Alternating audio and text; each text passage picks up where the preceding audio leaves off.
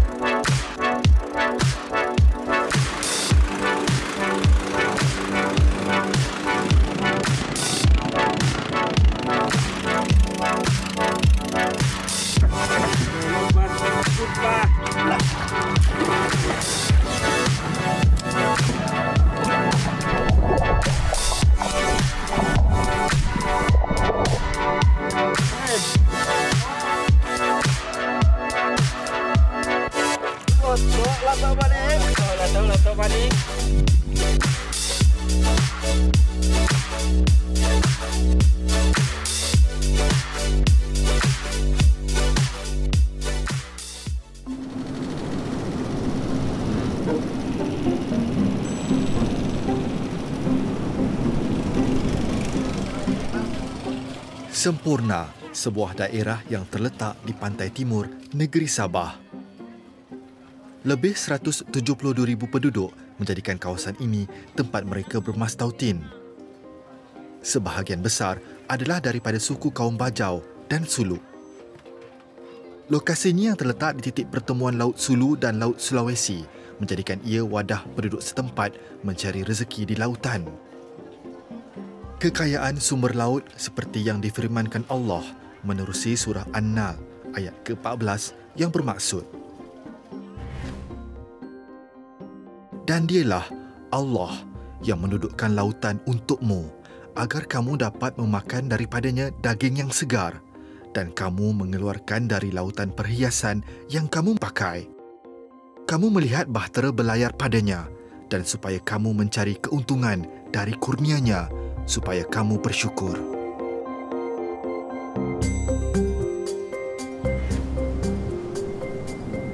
Di dasar laut inilah latok, sejenis rumpai laut tumbuh subur dan dituai bagaikan ladang anggur hijau saujana mata memandang. Latok ni adalah satu kehidupan dalam laut, seperti kalau di darat seperti buah. Seperti buah yang latok ni, seperti buah anggur. Mereka cakap, itulah anggur lautan sebenarnya latok ni. Untuk masyarakat luar, yang saya tahu dia macam terkenal sebab dia punya nama latok dan dia punya rupa dan dia punya rasa tu. Mereka cakap latok memang sedap. Dan latok ni dia ada kolagen.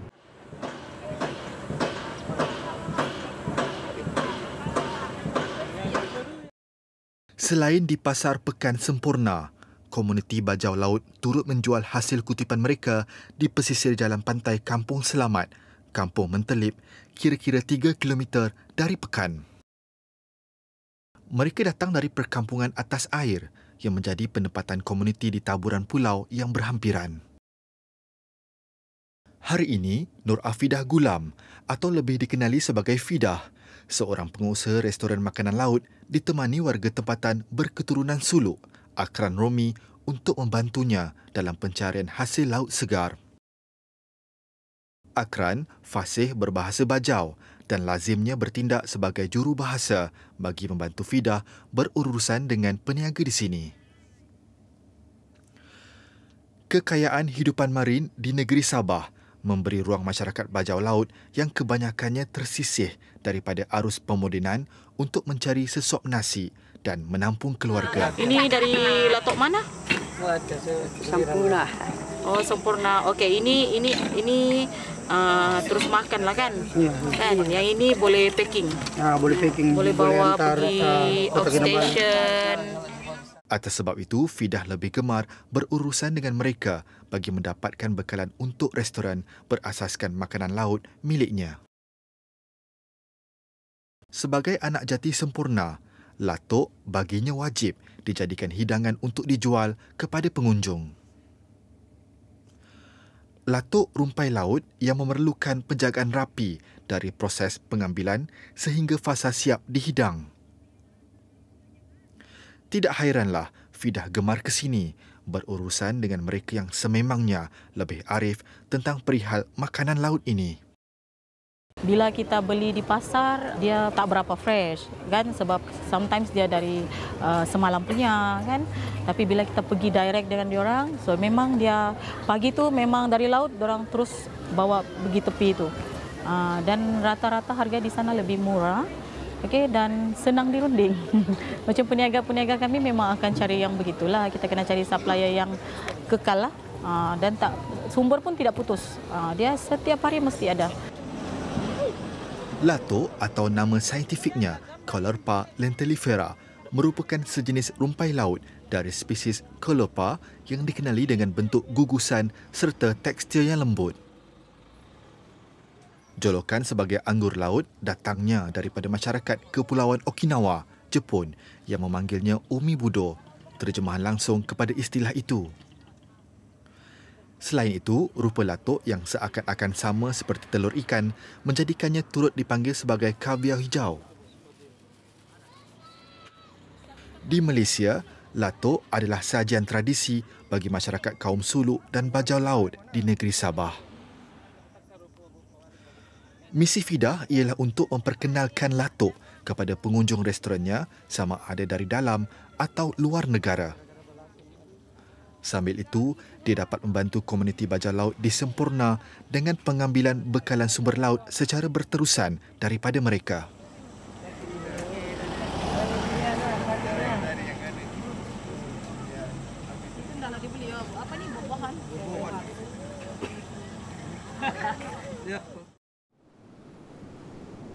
Pulau Omadal, sebuah pulau milik negeri Sabah yang terletak di pinggir tenggara Teluk Davel, Laut Celebes. Di kampung air ini, keluarga Karan Datih tinggal sejak berdekad lamanya. Hari ini, seperti kelaziman, Karan bersiap untuk turun ke laut bagi mencari latok. Keluarganya antara ribuan keluarga bajau laut yang ditakrif sebagai stateless atau tidak mempunyai kewarganegaraan dari mana-mana negara. Kaum ini juga dikenali dengan nama suku Palau dan majoriti besar menetap di pondok bertiang yang dibina di atas air. Malah, ada yang menjadikan bot sebagai tempat untuk bermastautin. Tidak kurang juga memilih kehidupan secara nomad, berpindah randah dan mencari penempatan baru di kawasan perairan Malaysia, Filipina dan Indonesia.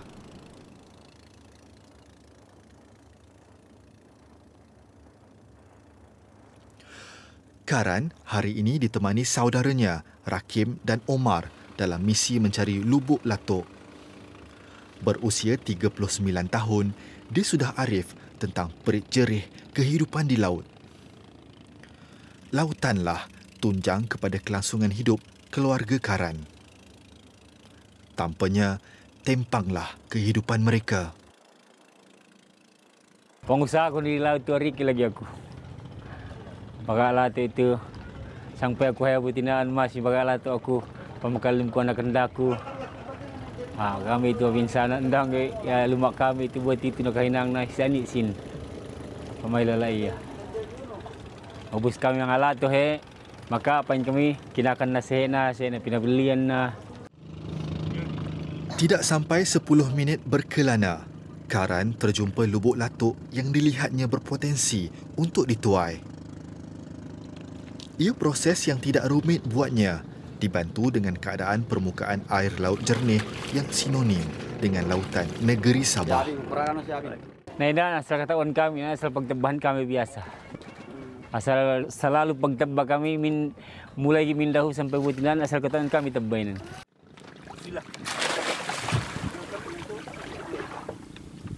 Terjun dan menyelam tanpa sebarang bantuan alat pernafasan merupakan antara kebolehan masyarakat bajau laut.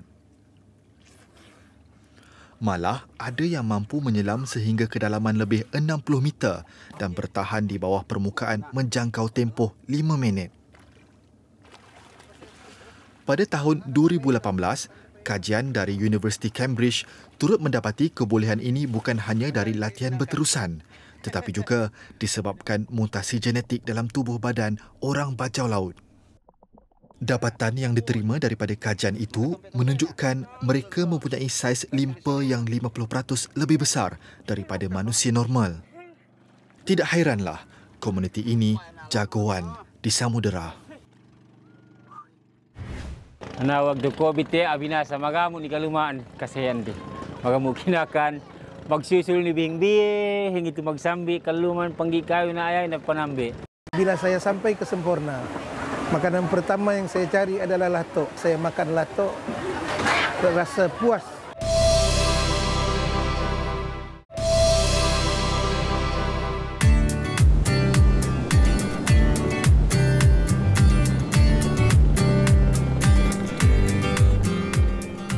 Bajau laut yang juga dikenali sebagai gypsy laut, jago di perairan. Hari ini, 3 ahlinya giat mencari latok, salah satu hidupan laut yang menjadi sumber makanan dan pendapatan mereka sekeluarga. Selepas karan, tiba giliran Omar untuk turun menyelam. Latok di perairan Sabah kebanyakannya tumbuh menjalar dan ditunjangi substrat di dasar lautan. Oleh sebab itu, mereka yang mahu menuainya perlu menyelam sendiri bagi mendapatkan rumpai laut ini. Mendapatkannya tidak mudah. Namun, bagi masyarakat bajau laut seperti karan sekeluarga, setiap hidupan laut berpotensi menjadi punca pendapatan. Apatah lagi, latok sememangnya mendapat permintaan masyarakat sekitar Semporna. Latok padik.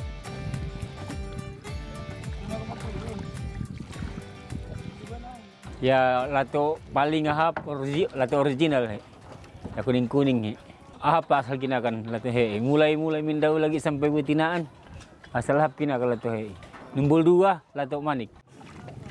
Kehidupan karan sekeluarga yang terpisah dari tanah besar membawa cabaran menggunung ketika pandemik COVID-19 mula merebak 2 tahun lalu. Perintah Kawalan Pergerakan yang dikuatkuasa memutuskan seketika rantaian pencarian rezeki kebanyakan masyarakat bajau laut sepertinya. Nah, waktu COVID abinasa magamu ni kalumaan kasayan di. Magamu kinakan magsusul ni bing-bing itu magsambi kaluman panggi kayu na ayay na panambi. Ya panambi na tayom na lato na pagsambi kaluman na.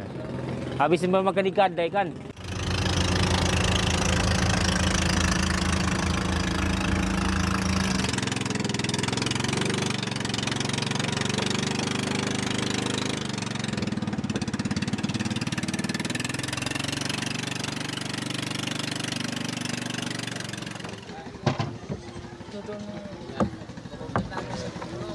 Matahari semakin meninggi.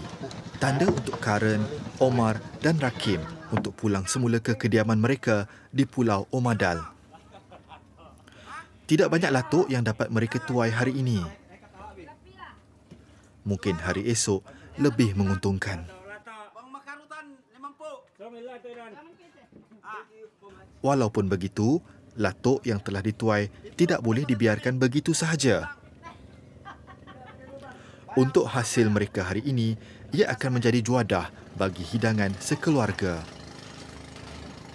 Selagi ada hidupan di lautan, harapan Karen, semoga pintu rezeki mereka sentiasa terbuka. Yan harapan ialah to pagbalikan luman magkakule na harapan ni. Alhamdulillah ni harapan sagdi. Bangsa kami tumbalo ta pagidang ni Rea. biasa, dua tabung Melayu.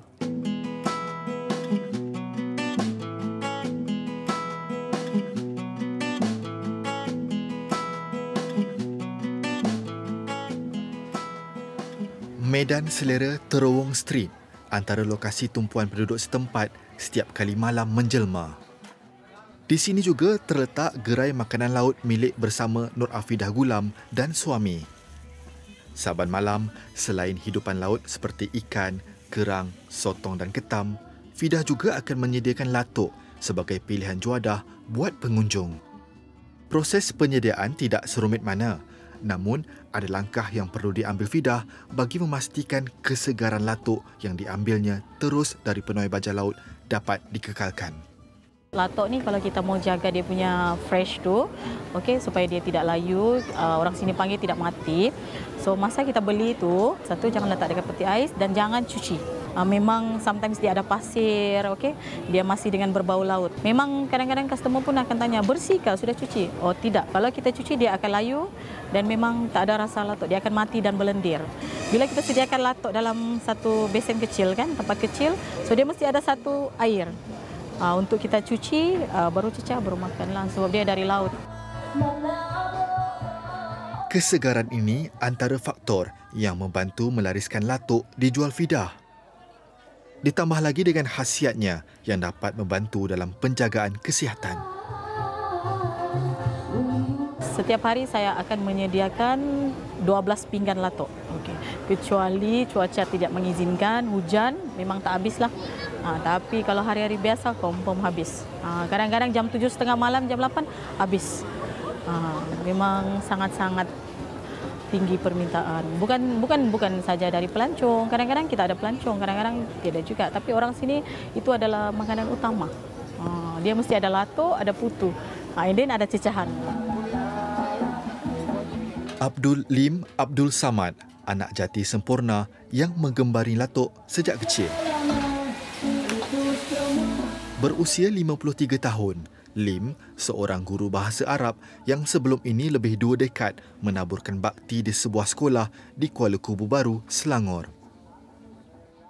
Baru-baru ini, selepas permohonannya kepada Kementerian Pendidikan untuk menukar lokasi mengajar diluluskan, Lim sekeluarga pulang kembali ke Semporna. Bila saya sampai ke Semporna, makanan pertama yang saya cari adalah latok. Ya, saya rindu dan sebab saya membesar dahulu di pulau dengan makan latok. Di atas perahu, kita ambil yang terapung latok tu, kita cuci, kita makan. Dan malam ini kali pertama, hari ini kali pertama saya makan latok, terasa puas sekali. Selain faktor kesedapan, latok juga mempunyai gizi tersendiri. Menurut Kementerian Kesihatan, latok mempunyai kesan antioksida serta antibakteria, menghasilkan kulit dan rambut lebih sihat, mengawal paras gula dalam darah dan membantu meningkatkan kesihatan jantung. Selain itu, ia juga dapat membantu mencegah kanser, menguatkan tulang serta sendi dan mencegah goiter. Tidak hairanlah juadah tradisi masyarakat Bajau Laut dan Suluk ini semakin mendapat perhatian.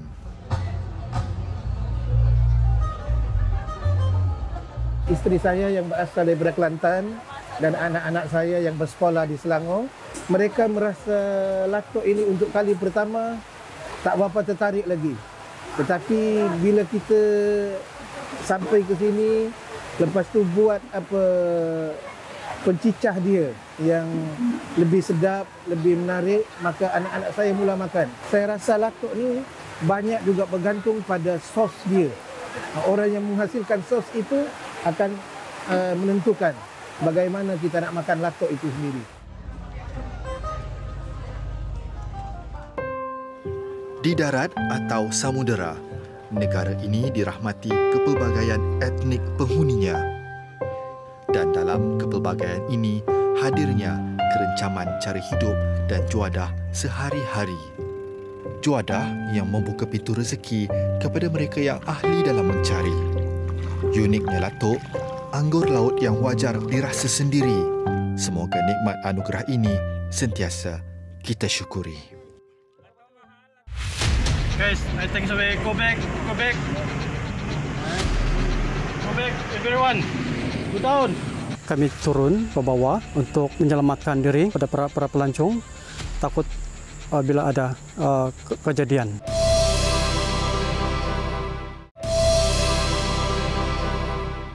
Guys, I think so we go back, everyone. Go down.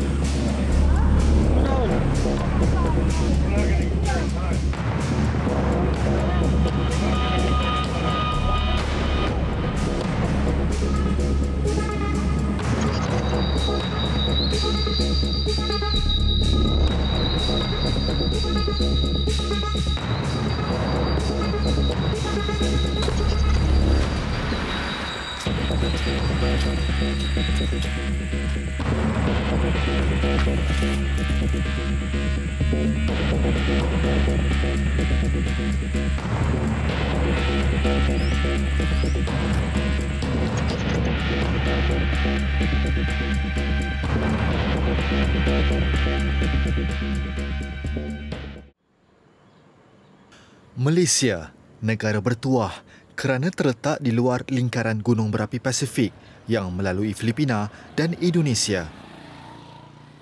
Bagaimanapun, berikutan kedudukan yang secara tektonik begitu hampir dengan Filipina, beberapa daerah di timur Sabah dikesan berada pada garis sasar aktif gempa.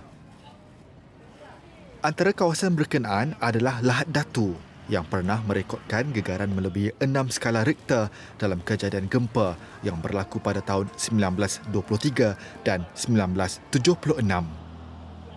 Paling terbaharu Lahad Datu dilanda gempa bumi adalah pada 4 Julai 2020 lalu dengan gegaran 3.5 skala Richter.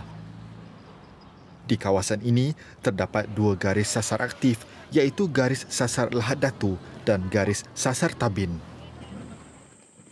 Selain gempa bumi, tidak ramai yang tahu Lahad Datu turut menempatkan lokasi letusan lahar lumpur atau mud volcano.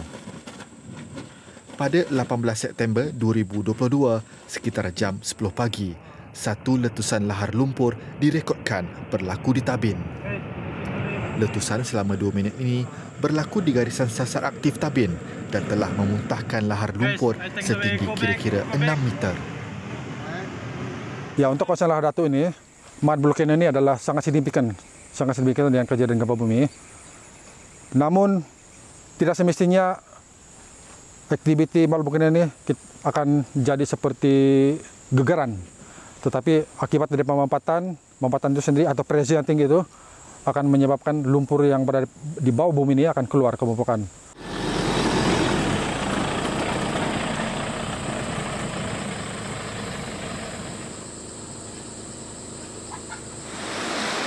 Taman Hidupan Liar Tabin, di mana letusan itu berlaku, terletak kira-kira 50 km atau 1 jam 45 minit perjalanan dari bandar Lahad Datu. Taman ini adalah kawasan yang menjadi tumpuan utama pelancong dalam dan luar negara yang berkunjung ke sini. Selain keindahan alam semula jadinya, Tabin juga menjadi pilihan pelancong berikutan kepelbagaian flora dan fauna. Antara yang sering dapat disaksikan pelbagai spesies monyet termasuk orang hutan dan juga burung enggang.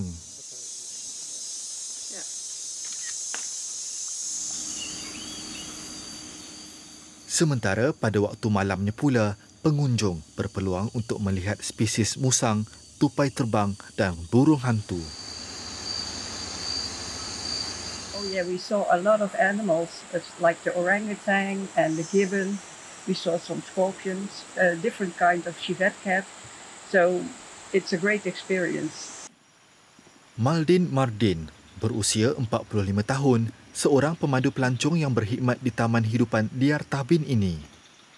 Bapa kepada 5 orang anak ini memulakan kerjayanya pada tahun 2008. Dengan pengalaman kerja selama 15 tahun, telah membolehkan Mardin mengesan lokasi haiwan liar sering bertandang. Tetapi dia tidak pernah menjangka bahawa suatu hari dia akan membawa pelancong menyaksikan satu fenomena alam yang luar biasa. Pada hari berlakunya letusan, Maldin sedang membawa sekumpulan pelancong dari Amerika Syarikat ke kawasan lazim beliau mencari burung liar. Ketika berada di puncak menara tinjau, kumpulannya dikejutkan dengan satu letupan kuat. Pada jam 10 pagi, kami datang di kawasan Mad Volcano untuk birdwatching. Dan selepas itu kami naik di tower untuk melihat spesies burung seperti hornbill. Dan selepas itu kami melihat kawasan Mad Volcano, dia punya eruption, dia keluar dan selepas itu dia meletup. Guys, I think so we go back. Go back. Kami turun ke bawah untuk menyelamatkan diri kepada para pelancong, takut bila ada kejadian. Dan selepas itu kami turun di bawah dan kami coba sentuh mud. Dia tidak panas ya, dia sejuk. Ya. Ini adalah letusan yang ketiga berlaku di gunung berapi lumpur ini. Difahamkan ia pernah meletus pada 2014 dan 2019 lalu. Bagaimanapun, letusan pada 18 September tahun ini dikatakan yang terkuat pernah berlaku. Letusan itu telah menjadikan kawasan kubah gunung berapi lumpur ini membesar 2,5 kali ganda dari saiz asal. Kini, ia bersaiz 140 meter panjang dan 95 meter lebar. Manakala, ketinggiannya masih belum dapat disahkan kerana timbunan lumpur ini masih lembut dan amat berbahaya jika didaki.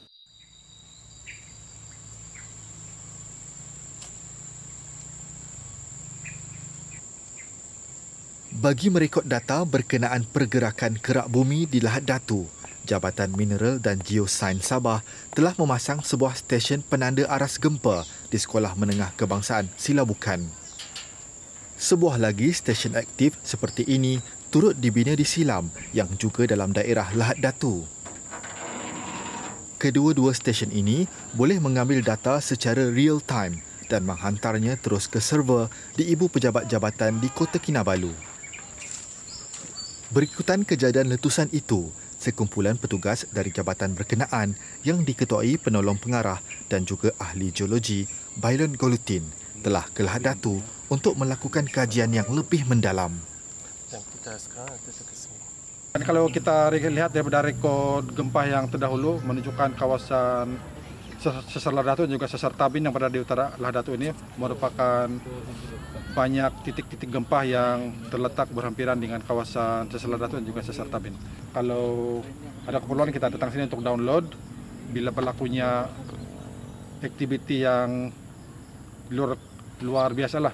Contohnya baru-baru ini kita mengalami satu keadaan fenomena yang unik, yaitu berlakunya letusan vulkanik lumpur di kawasan Tabin. Bagi tujuan mengesan pergerakan kerak bumi, pihak jabatan telah memasang alat pengesan yang ditanam pada batuan dasar yang terletak di kedalaman 7 meter dari permukaan tanah. Ia kemudiannya disambung ke stesen penyimpanan data yang akan menghantar isyarat ke Ibu Pejabat setiap kali ia mengesan aktiviti seismik di kawasan berkenaan.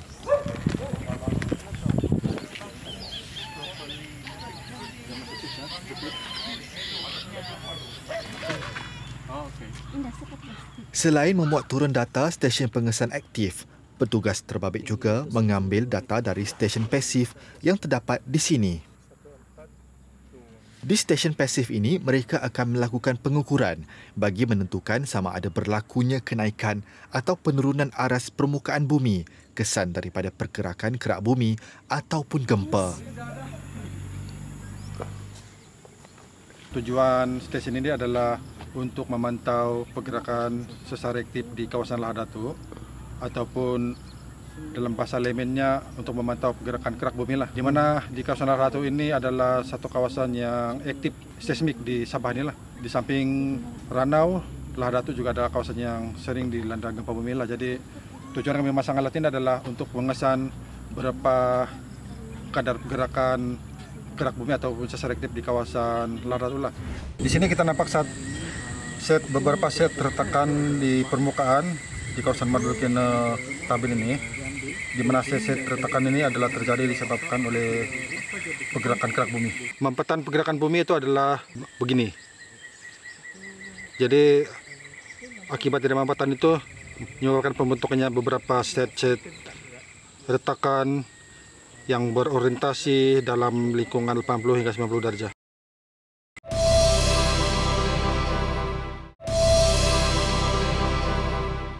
Guys, I think so we go back. Go back,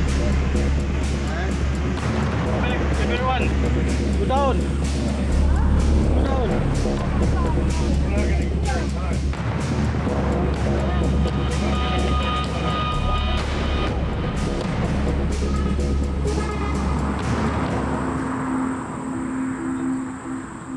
Selesai tugasan mengumpul data di Lahar Datu, kumpulan petugas Jabatan Mineral dan Geosains Sabah segera bergerak ke Tabin bagi menyambung tugasan mereka. Ia bagi melihat sendiri kesan ledakan lahar lumpur serta impaknya kepada persekitaran.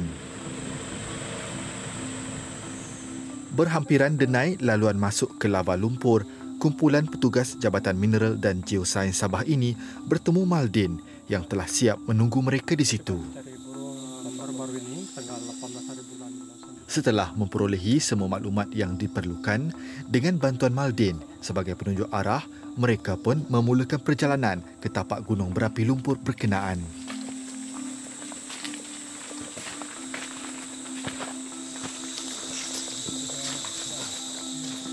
Keadaan denai hutan yang becak dan licin, kesan daripada hujan yang turun sejak beberapa hari lalu menyebabkan perjalanan menuju ke tapak gunung berapi lumpur ini sedikit sukar.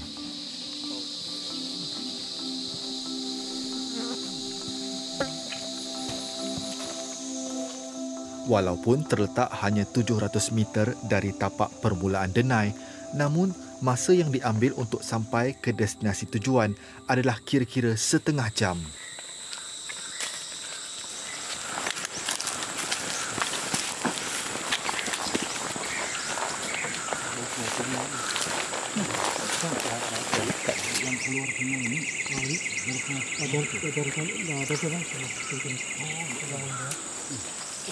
Sebaik sampai ke destinasi, tindakan pertama yang dilakukan Bailon adalah memeriksa lumpur yang dimuntahkan semasa letusan 18 September lalu. Anggota pasukan yang lain pula segera melakukan tugas masing-masing. Ia berikutan keadaan cuaca di kawasan ini yang tidak menentu sejak beberapa hari lalu. Sampel air yang terdapat di beberapa lopak berhampiran lava lumpur ini diuji. Ia bagi menentukan kadar pH, iaitu paras asid dan alkalinya. Sementara itu, beberapa kaki tangan jabatan melakukan tugasan mengambil sampel lumpur dan mengumpul batuan yang terdapat di kawasan gunung berapi ini. Sampel ini akan dibawa pulang ke ibu pejabat di Kota Kinabalu bagi menjalankan uji kaji makmal. Sampel lumpur ini dimasukkan ke dalam bekas khas dan dilabel dengan kemas bagi memudahkan ia diidentifikasi untuk tujuan analisis. NO. Okey. 218 ni.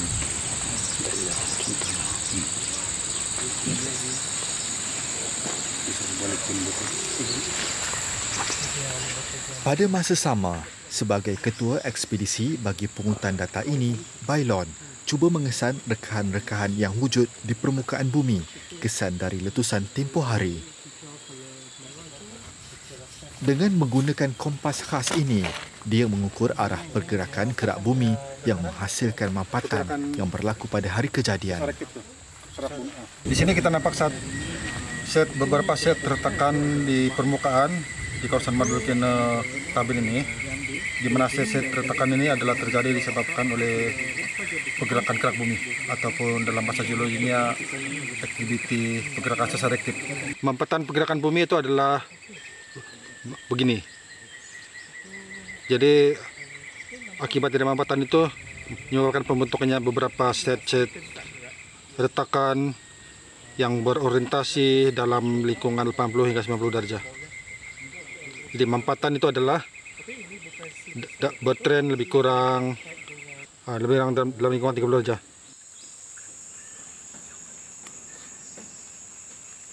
Walaupun letusan pada 18 September itu menggemparkan negara, khususnya penduduk Sabah, namun ahli geologi memberi jaminan tiada yang perlu dibimbangkan.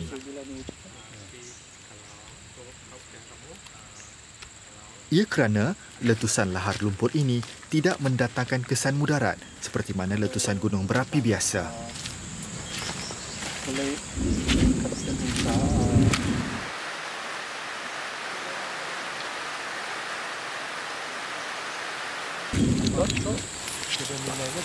Ini saya terangkan ni di sini pun ada pemanjang.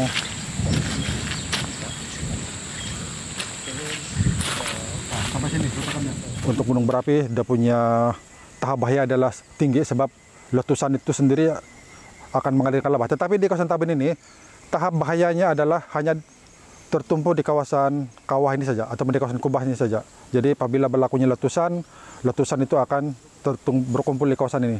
Jadi dia tidak akan merebak ke kawasan lain, dia tidak akan spreading ataupun dia akan bertambah yang seperti yang kita nampak kalau gunung berapi ini dia mempunyai debu-debu yang sangat luas, berkilometer luasnya. Tapi di sini taburan dia di sini hanya seperti padang bola dalam lingkungan 100 meter saja. Jadi dia tidak membahayakan di luar daripada kawasan inilah. Bagaimanapun, dia mengingatkan para pengunjung agar tidak mendaki kubah lava lumpur ini kerana bahagian permukaan belum mengeras sepenuhnya.